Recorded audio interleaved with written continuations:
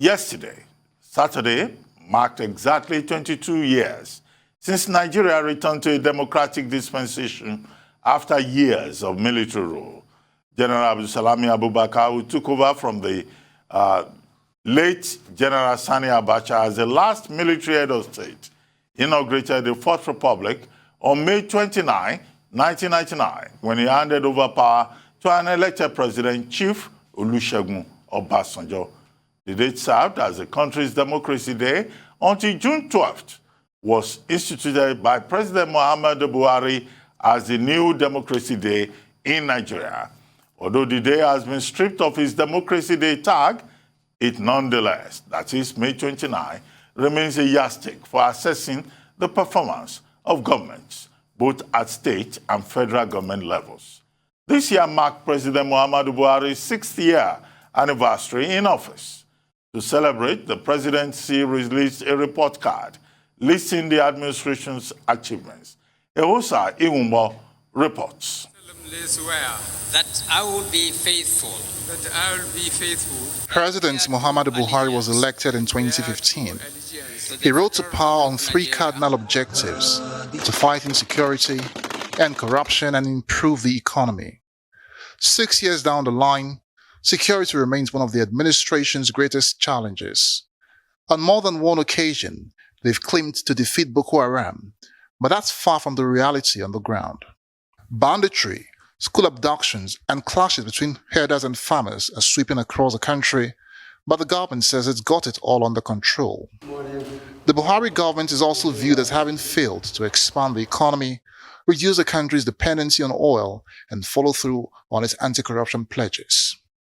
But in a report card released on Friday, the presidency boasts of significant achievements in the last 6 years, strides it claims critics have failed to acknowledge. The special advisor to the president on media, Femi Adesina, reports successes in 25 areas, including health, education, security, agriculture, sports, and anti-corruption. Other areas are housing, oil and gas, foreign relations, and the response to the COVID-19 pandemic. But despite the reported success, critics say Buhari has shown that he has neither the skill nor the will to lead a country as complex as Nigeria.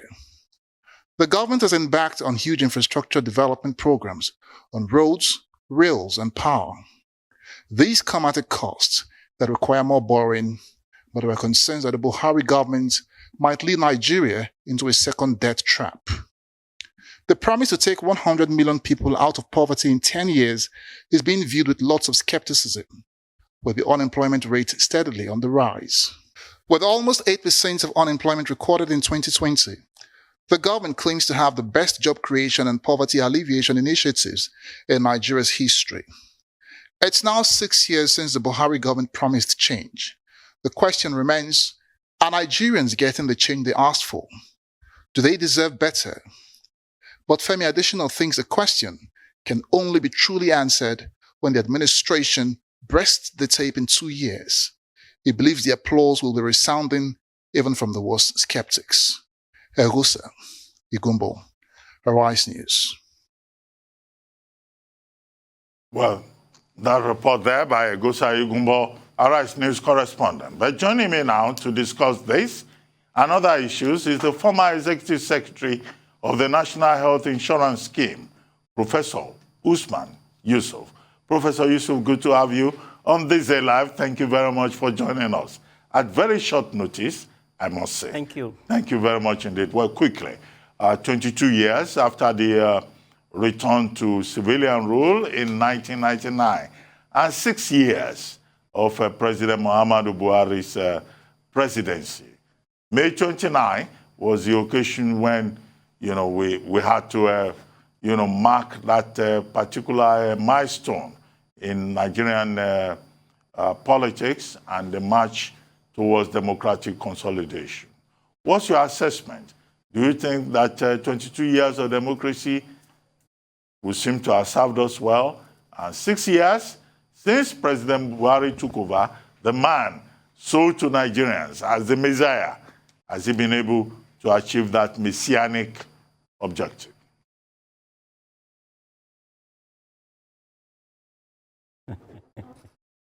Thank you, Ruben, for having me. So what is democracy? Democracy is government of the people, by the people, for the people. So in the last 23 years, has all these 22 years of democracy been a government of the people, for the people, by the people? No, it's only been democracy in name. Well, we're glad we have 22 years of uninterrupted, what we call democracy, and the soldiers are not here. That is an achievement. But you look, how have our elections been to bring all our leaders in, from local government to the villa? Have they been free of rigging and anomalies? No. Has democracy served our people, all people? From the edges of the Sahara to the creeks of the Niger? No. Have the people benefited? No. The benefit is little. All the states, forget all this thing, north, south, north, central, nothing. All the governors, what they do, their idea of development is building flyovers and concrete, not investing in the people. Democracy is investing about people. Oh, you see every governor, cutting tape for flyovers, but nobody is telling us what are the indices these governors have improved in their people. When we were growing up, we didn't have flyovers, we didn't have all these roads. Governments of the time invested in us, people, and that's why we are able to be productive citizens. But governors this day, and everybody say Buhari, Buhari, Buhari, 99% of problems of our people are the governors. Not the president. 40-something% of revenue allocation every month is given out to states, not to state government, but to individuals. The governors have essentially become individuals. The key to the treasury is in their pocket. They open and do whatever they want to do without recourse to the state assembly or any procedures. Up here in the center, the president has to go to the House, he has to go to BPP, he has to go to all of this. And they have refused to let local governments out of their shackles. They have refused to let the judiciary out of their shackles. And they have refused to let the House of Assemblies out of their shackles. And we're now talking democracy. Local governments are dead. All 774 local governments, the basis, the foundation of democracy, are dead. Killed by, guess who? Governors. So, ladies and gentlemen, democracy, 22 years of democracy has not served us well, largely because of the selfishness of politicians. Governors have 90% of the blame to carry. The president, the leader, has not shown leadership in all of this. He's been distant. Government is disconnected from the people. So when I hear them talk in Abuja, I say, God help us. And God help them because they are out of touch with the realities of our people. What is the price of gari in Wari? What is the price of bread in Kafancha? They don't know. They're here in Abuja talking to themselves. We are going to get 100 million people out of poverty in 10 years. So when does that count start? Because they have 2 more years to go. 2 more years to go. Well, Professor Yusuf. Well, in the north, but let me finish this. In the north, by the time they finish, they will have taken 100 million people into poverty, not out of poverty. So they can talk all the theory they talk here in Abuja has no connection, no relevance to the lives of our people. Democracy is government of the people, for the people, by the people. I don't see that in the states or the federal government. Go ahead. Well, Professor Yusuf, I mean, you talked about the states and the state governments and the role that they can play. Will you agree with the view that the state governments are actually very helpless? I mean, these are not centers of productivity. They depend majorly on this federal government, this center, under Section 162 of the Constitution for resources. And so how much difference can they actually make in a real sense? A lot. I tell you, a lot. They can make a lot of difference with the little money they are given. Now go and audit what they have done with the money over the last 23 years in each of the states, all the 36 states. And come and tell us, well, we need more money for what? What have you done with the money you've been given? So they've not been good custodians of that which they're entrusted with, which is the commonwealth of our people. Let's be clear. Local governments are the foundations of governing. They've stifled that. They've stifled the House. They've stifled the judiciary. So they're just pharaohs doing whatever they want with the money. There's nothing to show in any of the states, any of the 36 states. Nothing to show. Nothing.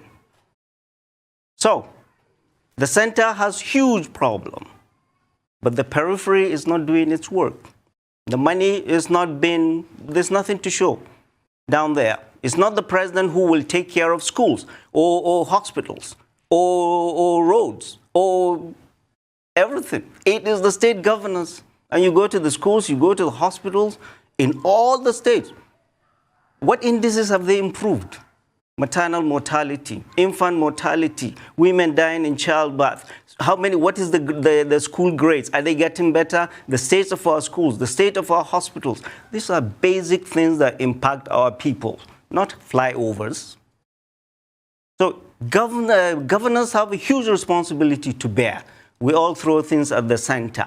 Yeah, the center has its problem because it's not sitting up and doing what it needs to do. But the periphery is equally as guilty, if not more guilty.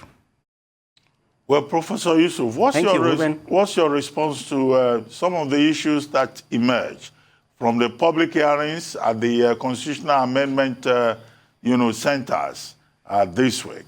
The Senate organized public hearings on constitutional amendment. And some of the key issues have been state police, gender equality, devolution of powers, federalism, and all of that. Restructuring was also a part of the issue. And some people are even saying, look, the 1999 Constitution cannot work. There's no point amending it. It should be set aside. And a new People's Constitution will be what will take Nigeria forward. What are your thoughts on that? Good. And they are all valid points, very valid. But let's be honest with ourselves. You cannot change the Constitution or restructure this nation in these political jamborees you have all over the country. They are good for people to vent their spleen.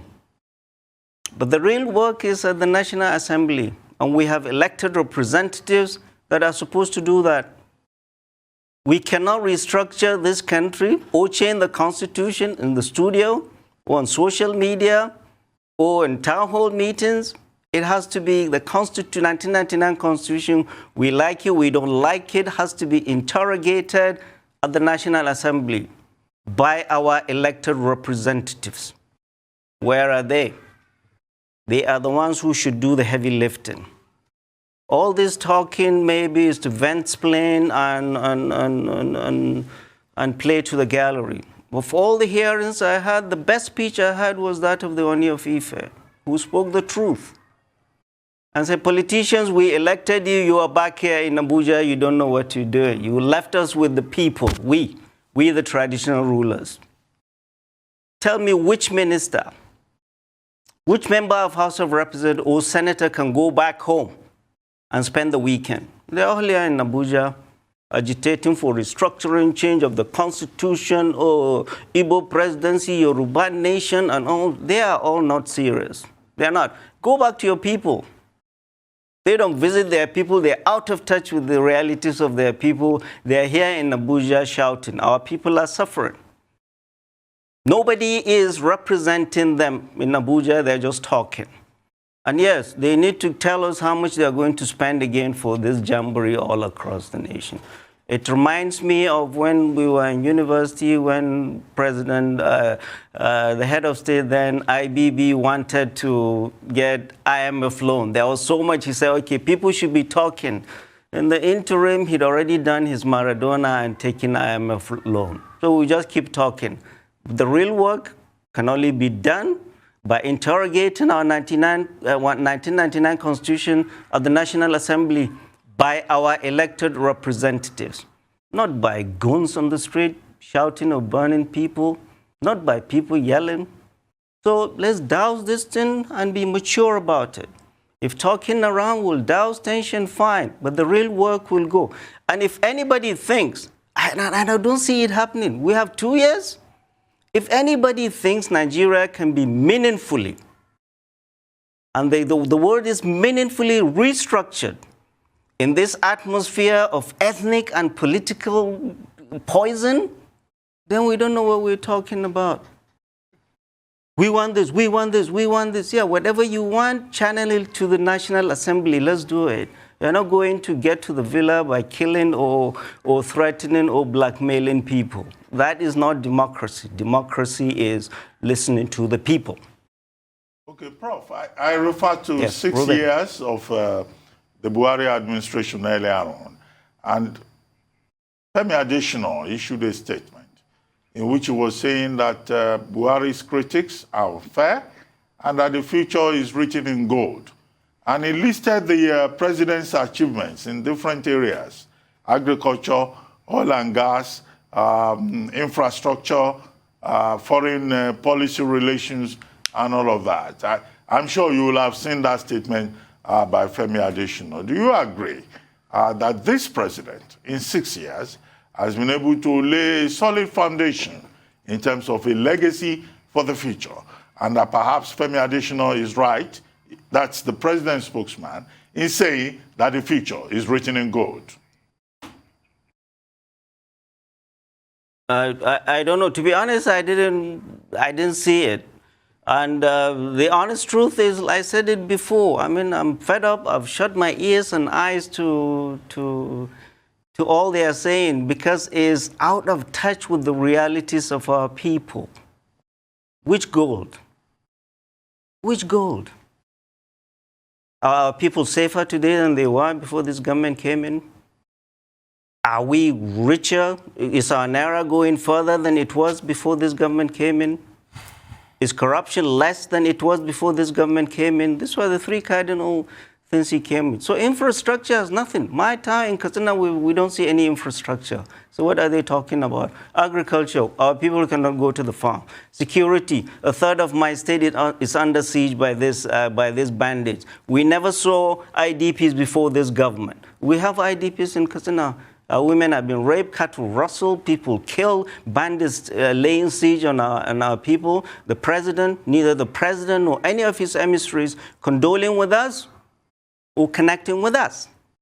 So we gave this president from Katsina 1.2 million votes, twice what Lagos gave him. Lagos gave him 600,000. What do we have to show for it in Katsina? Death and destruction. And here in Abuja, patting themselves on the back. So we are raising our hands in prayers. Oh, good Lord, take us to 2023 in one piece. And let God choose for us a team that will get us out of the trouble we're in. And allow this government to the verdict of history and God Almighty. But I don't listen to what they are saying. They are out of touch with the realities of our people, and that's the honest truth. Professor Yusuf, you are an associate of Sheikh Ahmad Gumi, Yes. and you have been involved in the process of trying to get many of the students abducted from Kaduna State released. Now, yesterday, we got the news that at last students of Greenfield University, 14 of them out of, I think, 34, eventually got released after the parents paid ransom. I know that previously we were even told that those remaining students will be killed by their abductors if the state government or the federal government did not pay ransom.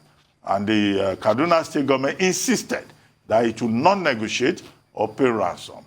Do you have any insider information on how these remaining students got released? I've seen videos with their parents lamenting that they paid over 180 million to get them released. Right. As you know, and everybody knows, I and Sheikh Gumi, we went into the forests of 6 states in northern Nigeria, Kaduna, Sokoto, Kebbi, Zamfara, and Niger State, trying to listen and hear these bandits, and then come back to our leadership and find a way to bring peace. And then we went to Chief Obasanjo, and Chief Obasanjo came on board. And we brought him to Abuja, and he listened to both sides. And then the Gumi Obasanjo initiative was instrumental in getting the Afaka, the previous Afaka students out, the 27 of them. And that was the only one we were actively involved. And from the outset, President Obasanjo was very clear. There was not going to be any ransom paid. And yes, there wasn't any ransom paid in the Afaka children, the students that we were involved directly. So this Greenfield students, from the outset, I mean, every living day you go to Kaduna and I get phone calls from parents, from loved ones whose loved ones have been kidnapped. Now, how can we help? How can we help? And this Greenfield students have been going to Sheikh Gumi. I have had him send me distress calls when they were killing the students. And we would go helter-skelter to tell government that we need to do whatever we need to do to get these children out alive. It was good. They stopped the killing. And negotiations continued. And we had no idea. The Gumi Obasanjo initiative had no idea and was not involved in the payment of ransom by families. But I want Nigerians to think that whoever his loved one is in any of this distress will do whatever it takes to get his loved one out. Why are we here? It is because of the failings of government. We are into this because government has failed. For a family to gather 185 million naira, as the parents are saying, to give it to criminals, what do they do with the money? To go and buy more arms? I mean, it's shameful for the government. It's unconscionable in a country that has full armed forces, that has a standing government, to allow this. And my call is that the federal government should compensate these families fully and go after these bandits and get the money out. They got their family, they would do whatever it takes. If any one of us has his child taken, we would sell our kidneys to get our loved ones out. I mean, this is the failing of government shown. And the governor of Kaduna State saying he will not negotiate, he will not do this, he will not do this. Then he hasn't told us what he's going to do. What is he going to do? What is in the power of a governor to do? To protect his people or to get children out? You're not keeping schools safe? Schools are not safe. They went and kidnapped our children, and the governor is saying nothing. He's not going to do this, he's not going to do this. They killed 5 children. This is the first time we have five of our children lost. Well, and then I heard there is a law. They are making a law that whoever pays ransom will be prosecuted. Somebody is tabling it in the House or the Senate. And the governor is saying, whoever pays, why don't you, for goodness sake, go and prosecute these families that got their loved ones out? What is happening with this, our leadership? They are just out of touch with the realities of our people. Prevent this banditry, protect our schools, we won't be where we are. And if it happens, it's your absolute responsibility to get our children out safely. These parents have sold all they got. 185 million, I've never seen this kind of money in my life. Given to criminals by parents. The government should compensate them fully and go after these criminals. By the way, fellow Nigerians, we are hearing this because it is now getting closer to the cities. This is what our folks in the rural areas go through every day, selling all they got. They sell their chicken, they sell their egg, they sell their cows, they sell their goats to get their loved ones out. Government does not give them a single penny to get their loved ones out. Well, Professor... For goodness sake, what's happening? Then you are telling me democracy, then you are telling me 6 years of democracy, 6 years of this government, 22 years of this democracy. How have people benefited? It's because government has failed to protect our people. Government has failed to protect our children going to school. Government has failed in protecting our people in our villages. Government has failed in allowing our people to go to farms. That is why we are in the state we are in. Well, Professor Yusuf... For goodness sake. And 2023, they expect these same people to line up and vote for them? Professor Yusuf, I have just 2 quick questions for you so Yes. that we can move on the program. Yeah. Now, the first one has to do with the disagreement between the governors of the 17 southern states and the presidency, although the presidency later modified its position on open grazing, the ban on open grazing. And secondly, the situation now in the east. In Imo State, within the last 24 hours, we've had reports of courts, police stations, government institutions being burnt down. And one of our friends, my former colleague, Gulak, lost his life in that, former speaker of Adamawa State House of Assembly, Ahmed Gulak, who had gone to Imo State. I mean, your thoughts on all of this? I mean, it's just unbelievable. Right. Gulak worked together with us in the villa. Quickly, number he was one. Special advisor to President Jonathan. To hear that he's dead is shocking. Yes, it is. It's very shocking. Well, the open grazing ban, I wrote a paper, was it 22nd of May? And the title of the paper, Asaba Declaration, Playing with the Tiger's Tail. So 17 governors from the north, from the south, went to Asaba. They went to Asaba and came out with 12-point declarations. One of them banned open grazing. And then I wrote in the letter, in the paper, just like, so if you ban this, what is the alternative? They should not do what they have been doing for generations. What alternative are you providing for them? When we met with these Fulani leaders in Abuja with President Obasanjo, there were Fulani leaders that came from Yoruba land that do not speak Hausa. What they speak is Fulfulde and Yoruba. And he said they speak my dialect better than me. They've lived in that place for generations.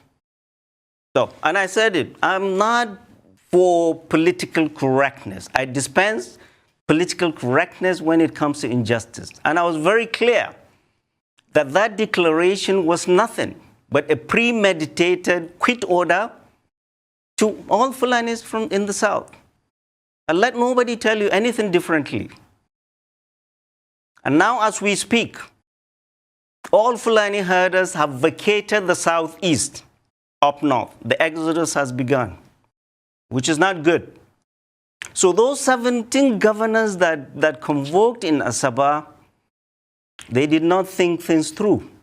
They did not think about the national security implications of whatever it is they were doing. And it was clearly politics, nothing but politics. The Fulani man is being made the bogeyman for insecurity in the south. You tell me, oh, they've left now. IPOB and ESN are wreaking havoc. Cultists, pirates in the southeast.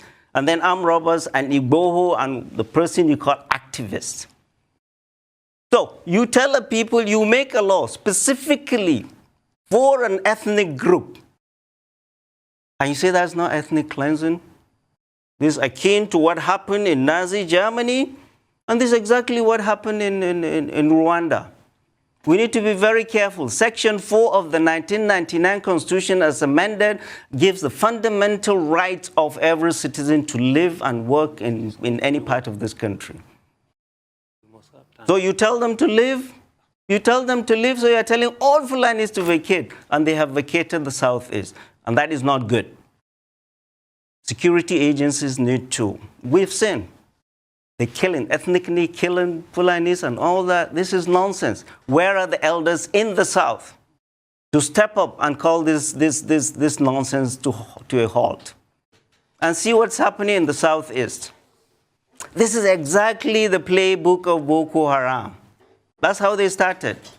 And I have been calling my friends, my Igbo friends especially, be careful. This is exactly how Boko Haram started. You're killing policemen. And then here we were, before then you say answers. The whole world knew that answers, police were killing you. Now you are deliberately targeting and lynching policemen and taking away guns and attacking INEC offices and attacking prisons and busting out people. And then what is the press? Tag them? Oh, they are tagging them as unknown gunmen. Unknown gunmen. Fellow Nigerians, you know who they are. Let's not do the BS and speak the truth when it is. These are criminals, IPOB and ESN. So you evacuate, police are no more in your place. No more election. Tell me, is there going to be election in 2023 in Igbo land? And here you are, their leaders, instead of getting involved in these issues, like we went into the forest, risk our lives to get involved in the insecurity in part of our country, or they are here in Abuja agitating for Igbo presidency. If they get that Igbo presidency, Nnamdi Kanu will take it away from them. I mean, all Igbo leaders, all leaders, they are cowered by this criminal who is hiding in the UK, who has more capital with Igbo youths than any one of them. Their silence is evil. The Southeast cannot tolerate what the Northeast is going through. They've been going through that for 12 years. Many local governments in the Northeast, local government in name, people are not there. So where are Igbos going to evacuate to become IDPs? They need to be more responsible in the leadership of Igbo land. Speak up against these criminals, because they are criminals. They will turn Igbo land into Southeast, into the Northeast. Into the Northeast. There will be IDPs all over the country. Okay. Is that how you get Igbo presidency? By killing, this is democracy? This is nonsense. This is anarchy. This is criminality. No government will tolerate that. They're killing policemen. They're killing, they're burning INEC offices all across. They're slaughtering Fulanis. And they want Igbo presidency. Where are the leaders? Where are the elders? And the Southwestern elders are going to romance with them and say, oh, now they come back to Lagos. Oh, we are not for secession. Make up your mind, Southwestern leaders. Make up your mind. You want to secede, you want restructuring, you want this thing can only be done the National Assembly.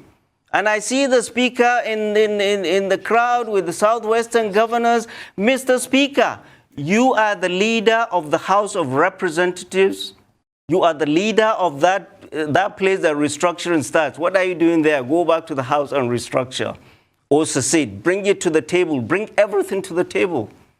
Nobody secedes, nobody gets to the villa, nobody gets the presidency by blackmail or violence on the streets. That's not democracy, that's Professor anarchy. Usman Yusuf, I'd like to thank you very much for joining us on the program today, and to just say that may the soul of Honorable Ahmed Gulak rest in peace. It's really painful that, look, you can't go from one part of Nigeria to the other without your life being at stake.